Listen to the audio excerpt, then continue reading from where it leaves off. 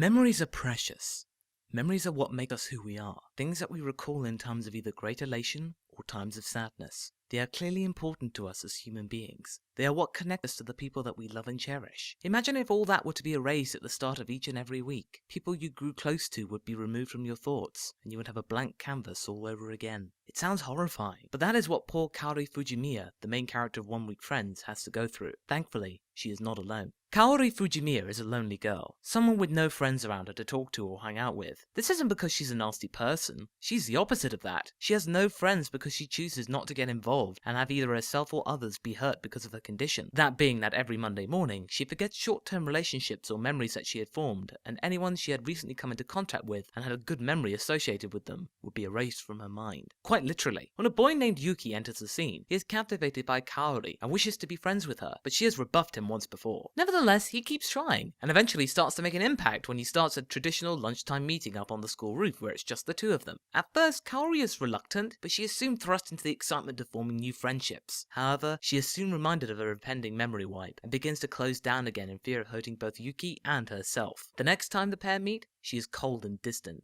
It's quite scary to see. But thankfully, things begin to be rebuilt and the pair quickly warm up. Soon, more friends are added to the table, and hopefully Kaori can have the circle of friends that she has always wanted. I'm not gonna lie, this show really gets to you. What One Week Friends has going for it is that it, along with its soft and elegant art style, is very smooth in its delivery and pitch. It knows that memory loss is a sensitive subject, and one that could be exploited if a more crass director were to come across it. But Matcha Hazuki, the original manga author of the show's vision of Kaori and Yuki seeking mutual companionship, has been left intact. It is a beautifully delicate show with a lush and unique colour palette, which is full of watercolours and soft pastel hints in its art direction. This is a soft anime with a hard and thoughtful message behind it. Stay positive and life will be positive in return. Kaori is a sweet girl with a loving family which she cherishes dearly, as they are the only group of people that she remembers constantly, but she presents a cold and impenetrable barrier around everyone else, not because she doesn't care about others, but because she does care. If she didn't care, she'd make friends and then freak them out every week to the point she'd become a potential pariah and not care about it. The writing is done very sensitively, and it's a marvel to watch.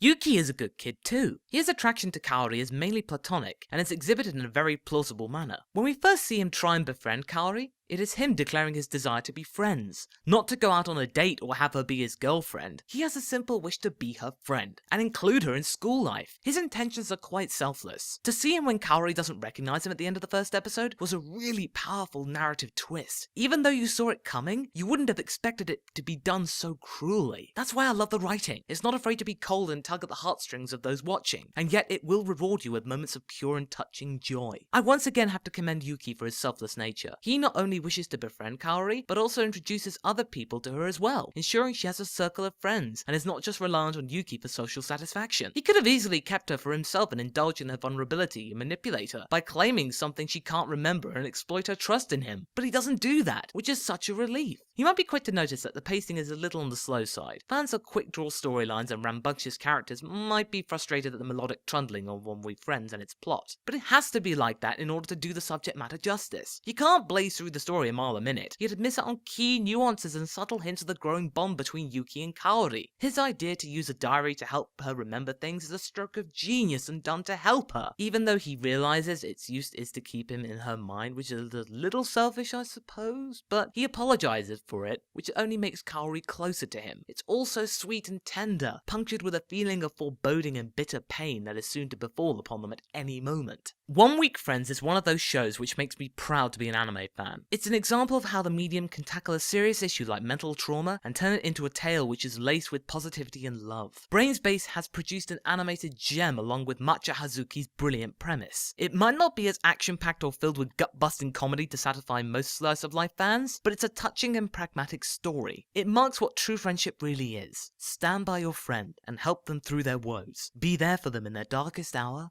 and in their moments of happiness. I was blown away with how well this whole package came together, and this is definitely a candidate for my top 5 list of this season. One Week Friends is available to stream on Crunchyroll. My rating? Continue. A majestic masterpiece with sensitive storylines and well-crafted characters. If you like what you heard, please visit my Patreon campaign to help grow Anifile at patreon.com/MasakoX, or follow me on Twitter at MasakoX.